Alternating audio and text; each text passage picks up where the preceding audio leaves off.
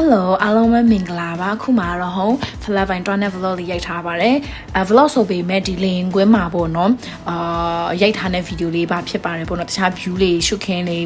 တခြား vacation လေးပါလိမ့်မပါသေးဘူးပေါ့နော်ဒါလင်မှာပဲရိုက်ထားတဲ့ vlog လေးပဲဖြစ်ပါတယ်ဟိုတို့ဒီ Flavine တွန်းရင်တူက transit လုပ်ရပါတယ်ပေါ့နော်ဟိုကတော့ဘန်ကောက်မှာညနေခဲ့တော့ Flavine တွန်းဒါတော့ဟိုအခုရှိနေတဲ့လင်မှာတော့ Flavine လင်ပေါ့နော်သူကညလင်စီးရတာပေါ့နော်ဟိုတို့ညနေ6 နာရီအရောက်လင်းကွင်းသွားရတယ်ပေါ့နော်8 နာရီထွက်တာလားမသိဘူးအဲ့လိုကြိုတင်2 နာရီတွားရပါတယ်နိုင်ငံခြားသွားရင်ဟိုလူရမ်းများတော့လေနော်အဲ့လို2 နာရီကြိုအရောက်တွားရပါတယ်ပြီးကြရင်ဟိုလို့ဒီညလိန်ဖြစ်တဲ့အတွက်ကြောင့်ပေါ့နော်သူတို့တွေကခေါင်းအုံးတွေပေးတယ်စောင်းတွေပေးရပေါ့နော်ကြိကိုကအရန်အေးရပေါ့နော်ညအိမ်နဲ့ချိန်မှာစောင်းတွေထပ်လို့ချင်တယ်ဆိုရင်လည်းစောင်းတွေတောင်းလို့ရတယ်ပေါ့နော်အင်္ဂလိပ်လိုဘယ်လိုတောင်းရမလဲဆိုတော့တခွန်းတော့ကြက်ထားတယ်ပေါ့နော်can I have a blanket ဆိုပြီးမှပြောပြီးတော့သူတို့ကိုဒီစောင်းလေးတောင်းလို့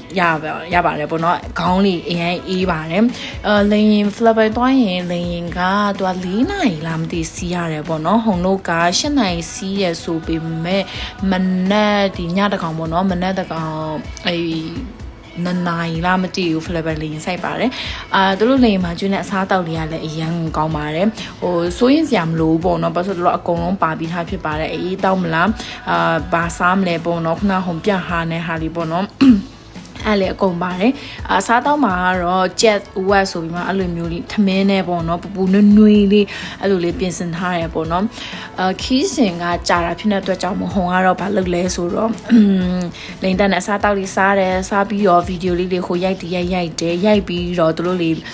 အစားတောက်ပြုစုပြီးသွားပြီဆိုရင်တော့သူတို့အမောင်ချရပေါ့နော်အမောင်ချပြီးဟိုကအသေးအိတ်လိုက်ပါတယ်ဒါတော့အိတ်ပြီးထလာတဲ့ဟာပါထလာတော့ Flavine ကိုရောက်ပါပြီဒါကတော့သူတို့ရဲ့မနက်2 နာရီ